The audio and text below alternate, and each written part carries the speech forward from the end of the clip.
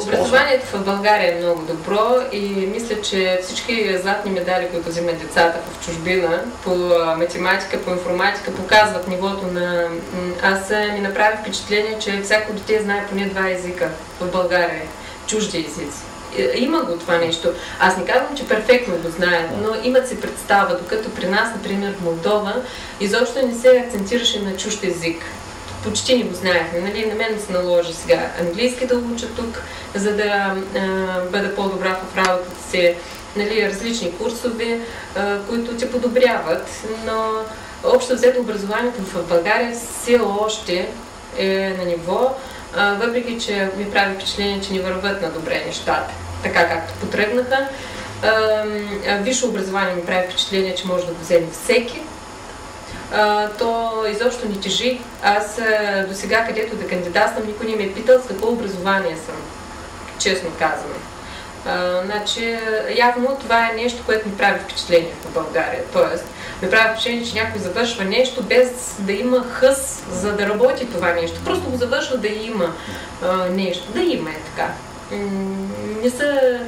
Не полагат така, нямат някакъв стимул някакъв за завършване. Просто, не знам, за самата диплома. Че всеки човек, който работи нещо, се стреми към по-високото и иска да се повиши нивото на образованието. Иначе, просто човек, когато тъпче на едно място, до никъде не стига.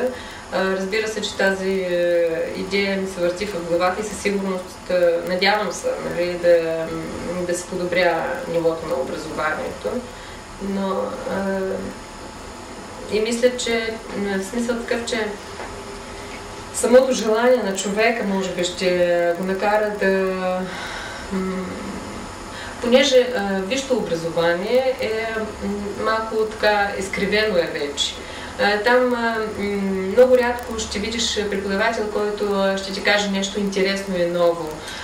Много почнаха да си пишат учебници и не толкова за да научиш нещо от тях интересно, колкото да си продаде учебника пред теб, нали, да направи някакъв бизнес с благодарение на... В смисъл, ти зависиш от него и трябва да му купиш учебника, така просто казано, нали.